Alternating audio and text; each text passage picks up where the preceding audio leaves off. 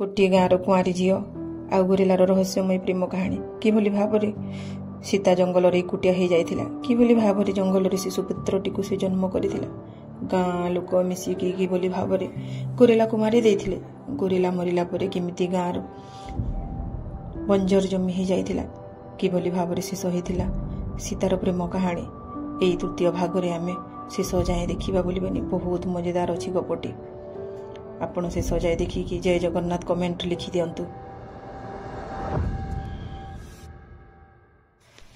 सीता सही पारिलानी धाई आसिला गाँ लोकों पाखकू समस्त जीवजंतु मानू चारिपटे घेरी देकी आक्रमण करने लगिला समस्ते डरीगले पछ घुंचा देले सीतार एभली भयानक रूप देखिकी समस्ते डरी जाइथिले जे जहा बाटरे शेषको पलैले समस्त को चित जवाब देदेला सीता सीतार एभली स्वभाव ए सबू गोटे भयानक रूप देखिकी गाँ लोक भी डरीगले जे जहा बाटरे शेषको पलैले सीता कहला एठू पलाओ ए मोर साम्राज्य मो साम्राज्य को के आखि उठेकी देखिले भी कहारी को मु छाड़ीबिनी मोर गोटे इशारा रे जंगल सबू जीवजंतु माने तुमको एमिति मारिदेवे तुमर लाश एठू जीव एया कहीकि सब जीवजंतु को धरिकी धाई आसिला पछर तार ए भयानक रूप देखि समस्ते डरीगले पछ घुंचा देले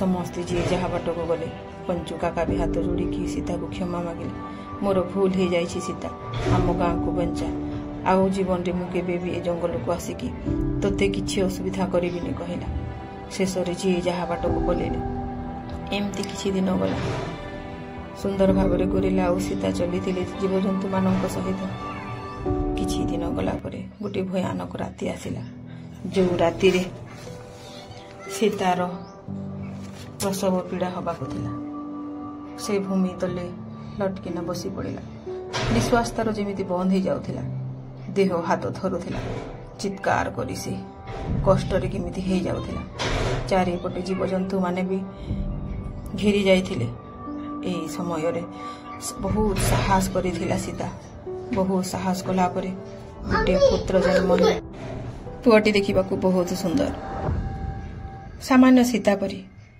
किंतु तार आखिरे गोटे बहुत भयानक गहराई थिला देहरे जेमिति जंगल माटी जुड़ुबुड़ु हो जाइथिला गोरेला परी तार आखि जंगल से भविष्यत गोरेला हाथ में धरिकी चित्कार करी खुशी रे नाची उठिला तार चित्कार शुणिकी समस्ते धाई आसिले जीवजंतु माने से माने भी खुशी रे नाची उठिले आमर भविष्यत हो जाइछि आमर भविष्यत आसी जाइछि कहिकी केते मासूम थिला से छोट छुआटी जंगल रे पड़ी पड़ी थिला किछि दिन एमिति गला परे जंगल रे जणे जंगल रु खबर पाइला जे सीता को गोटे पुत्र संतान हेछि पुणी थरे षड़यंत्र गले गाँ लोक ए गोटे दत्य जदि आम गाँ को कि दिने नष्ट करदेव ए दत्य जदि दिने बड़ हो जीव आम मानक कहारी को छाड़बनी ए गाँ को रखबनी चल आम या को एठार ही नष्ट करदेबा नहेले आमे आम गाँ को नष्ट करदेले आमे कुआड़े जीव एया कहिकी एमाने कुहा कुही हेले आलोचना कले किंतु सीता पूर्व ठारू आहुरी भयानक हो जाइथिला से कौन छाड़ीदेव आगरे तो से जंगल पशु मानक प्रकृति पाई से एमिति होतिला किंतु एबे तो से गोटे माँ हो जाइछि से जेमिति भयानक हो जाइथिला गोरेला को निज शिशुपुत्र को देकी कहला एबे से दिन आसी जाइछि समस्त को से जवाब दबा दिन आसी जाइछि या को तुमे संभालो मु जाउछि सेमानंकु सामना करिबी जेते पशु मानंकर से चित्कार रड़ी रे समस्त बाघ हाथी घोड़ा जीव जंतु को धरिकी गोटे भयानक रूप धरिकी सीता आगे आसिला ताकू देखिकी से जेमिति लोक डरी जीवे सीता तो एबे से जंगलर राणी नाम एबे से हो जाइछि जंगलर बनदेवी तार भयानक रूप देखिकी गाँर समस्ते मुंडिया मारिले पुणी थरे क्षमा याचना कले। सीता कहिला केही भी जदि मो पुआ को खरोच बिके भी पकेले मो कहारी को छाड़ीबिनी एया कहिकी से समस्त को गाँव बाहर कर देथिला। एमती किछि दिन गला। सीता आनंद रे खुशी खुशी रे रहले। गाँ लोक भी डरिकी पलेले जे जहा बाटरे। दिन को दिन बढ़ी चलिला। वनदेवीर पुआ दिन को दिन बढ़िबारे लागिला। सुंदर भाव चलेला सहित चली चली जंगल को भ्रमण करुथिला। जंगलर सब भाषा मानक से शिखुथिला। किछि दिन गला परे से गोटे बहुत बड़ विराट शक्तिशाली पुत्र हो जाइथिला।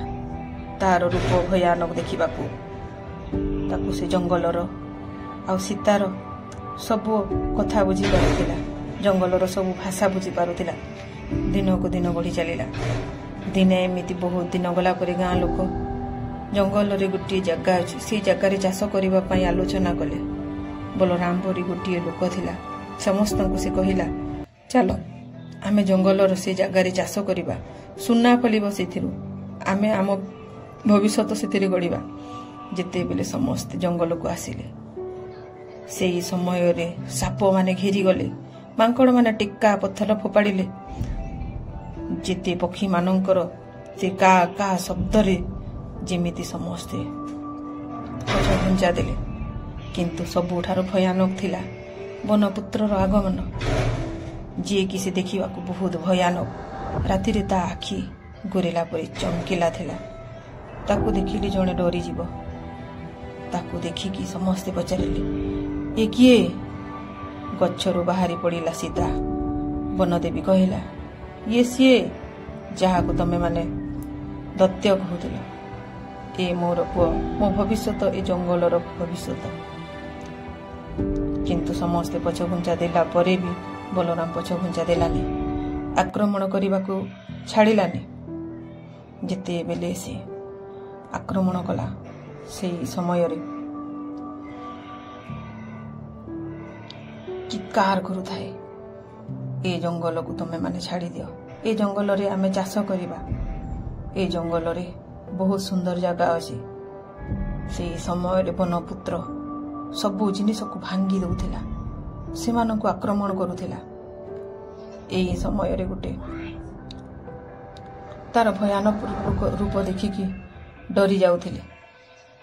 ठीक से समय रे गोटे बड़ लंबा हथियार धरिकी बलराम धाई गला वनपुत्र को मारिबा पाए। ठीक से समय गोरेला जाइकी ता ऊपर छिड़ा हो गला। से हथियार टा गोरेलार ए पारिरु से पारी को पलेला। से तले गड़ी पड़िला। सीता धाई आसिकी गोरेला पाखरे छिड़ा बहुत जोर रे कांदिला। ए दृश्य देखिकी गोरेलार आघात देखिकी वनपुत्र बहुत रागी जाइथिला। ता आखि पूर्व ठारो आहुरी लाल हो जाइथिला। कहारी को कौन से छाड़िबो? समस्त को बाड़िया पिटा करिकी ध्वंस करदेला। समस्ते जी जार बाटरे पलेले किंतु कहारी को छाड़िलानी।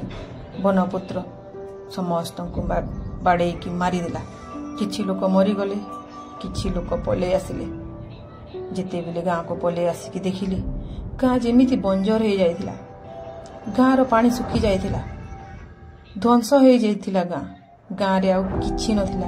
कुओं रे पानी टोपे भी नथिला। समस्ते आकुल विकल रे कांदुथिले मुंड थापिकी।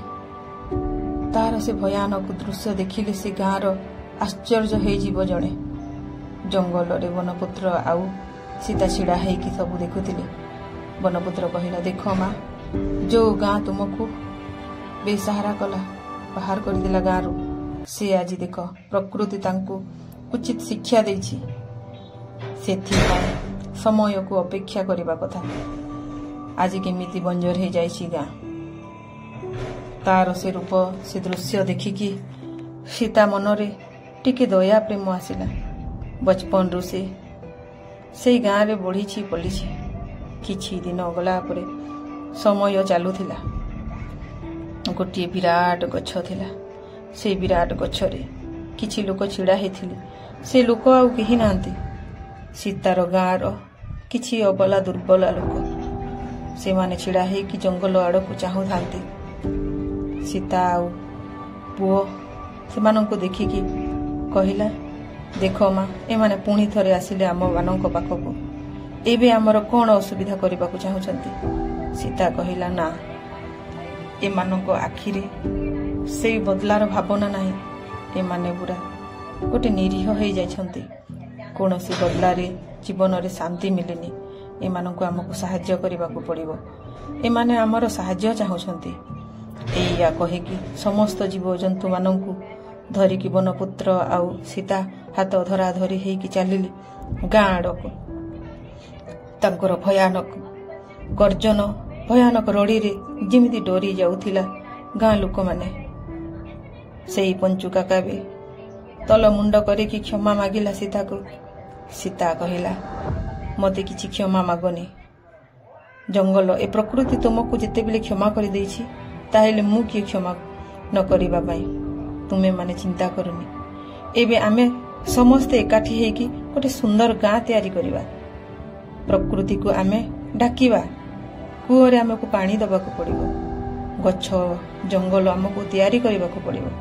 ଦିନକୁ ଦିନ ସେମାନେ ଗଛ ଲଗେଇଲେ। ଗଛ ଲାଗିବାରୁ ସୁନ୍ଦର ଭାବରେ ଗାଁରେ ଜଲ ହେଲା। ଘର ବନେଇଲେ। ଗୋଟିଏ ନୂଆ ଗୋରେଲା ଗାଁ ମୁଣ୍ଡରେ ସେ ଛିଡ଼ା ହେଇକି ଦିପଟକୁ ଜଗୁଥିଲା। ଏବେ ସେ ହେଇଯାଇଛି ଜଙ୍ଗଲ ଆଉ ଗାଁର ଦେବୀ ହେଇଯାଇଛି। ସେ ମା ହେଇଯାଇଛି ସୀତା। ସୁନ୍ଦର ଭାବରେ ଗାଁକୁ ଚଲେଇଥିଲା। ଯେତେବେଳେ ବି ଜଙ୍ଗଲକୁ କାଟିବା କଥା ପଡ଼େ, ସେହି ସମୟରେ ଗାଁ ମୁଣ୍ଡରେ ବସିକି ବରଗଛ ତଳେ ଏହି ଗପଟି କୁହା ହୁଏ।